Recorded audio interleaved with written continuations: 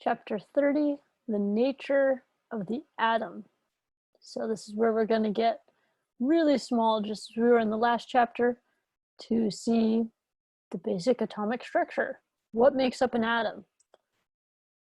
So section 30.1, Rutherford Scattering in the nuclear atom. We now have a much better understanding of the nuclear atom. And the basic model that we often visualize when we're talking about an atom is that there's some positive nucleus, which we know is protons and neutrons, and then there are negative electrons that are flying around it. And so in its natural state, an atom is electrically neutral. There's an equal amount of negative charge in those electrons flying around as there is positive charge in the protons in the nucleus.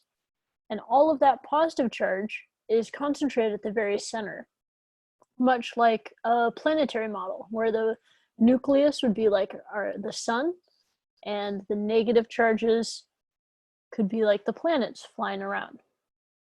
This wasn't always the picture that scientists had. This is actually relatively recent, the past 100 years or so. So before this, scientists had what's known as the Plum pudding model, where it was imagined that all of the positive charge, instead of being concentrated at the center, which seems somewhat arbitrary, is spread out into a pudding of sorts. And then there are little chunks of negative charge, like plums, that are the electrons. So that if the positive charge is spread out or diluted in the plum pudding, then we shouldn't see any really significant effects from it. But the reason we moved away from that model and moved towards this one came about from an experiment by Rutherford. So Rutherford sent some alpha particles, which are some positive helium nuclei. So he sent these positive particles at gold foil. And what's expected is that they would pass right through. But instead, most of them passed right through, but a couple of them actually bounced back at huge angles or even straight back to the source. Rutherford himself described it as like taking a really powerful ballistic, like a rocket launcher, and shooting it at tissue paper and having it bounce back at you. It just totally didn't fit their model. It's like, no, if the positive charge was that dilute, it should be like tissue paper. It should be no problem. And so that's how scientists first discovered that the positive charge is actually all concentrated at one point. So if the alpha particles happen to hit the nucleus where all that positive charge is concentrated, they were able to bounce off at these huge angles. So that's why we arrived at the more planetary model, where the electrons are orbiting around the nucleus of positive charge. But this brings the question, how much is it actually like our solar system, like the planets? And so we have a conceptual question to take a look at that. Are atoms mostly empty space? In the planetary model of the atom, the nucleus, radius 10 to the negative 15 meters, is analogous to the sun, radius 7 times 10 to the 8 meters. Electrons orbit, radius 10 to the minus 10 meters. The nucleus, like the Earth, orbits the sun, with a radius of 1.5 times 10 to the 11 meters. If the dimensions of the solar system had the same proportions as those of the atom, would the Earth be closer to or farther away from the sun than it actually is? So this is a really cool comparison, because obviously Earth and the sun are much larger than the tiny, tiny atoms that make up everything that we know around us on Earth. But we can see how they scale. So for this, if we want to think about it, and I encourage you to go ahead and hit pause so you can think about before we discuss.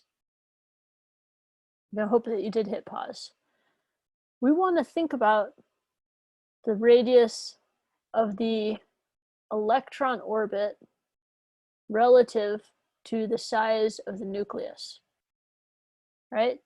Because you could imagine here that there's the sun or the nucleus in the middle with some radius r.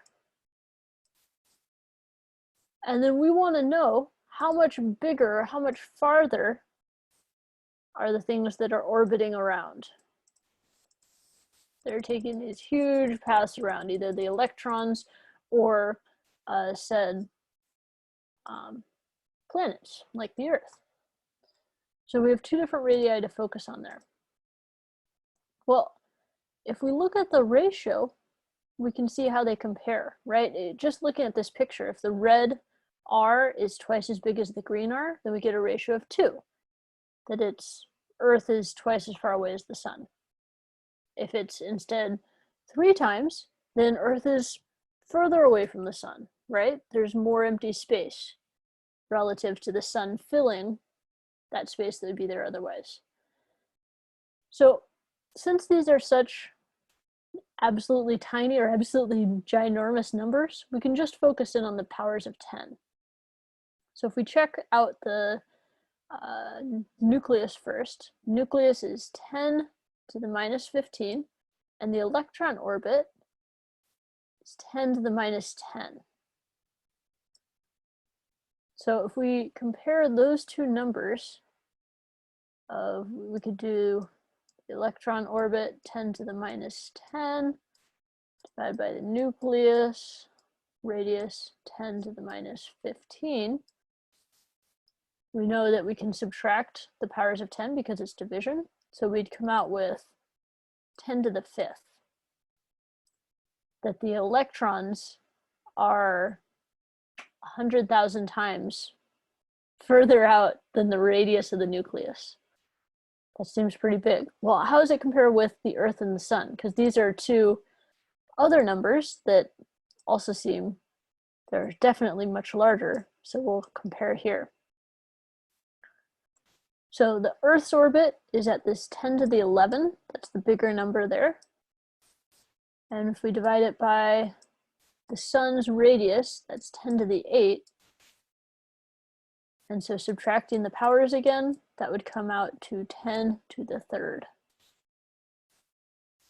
So that's 1,000. That still is big, but it's not nearly as big as 100,000. In other words, that tells us that the electron is 100 times further from the nucleus than the Earth is from the sun. So if our solar system had the same dimensions as the atom, Earth would actually be farther away from the sun.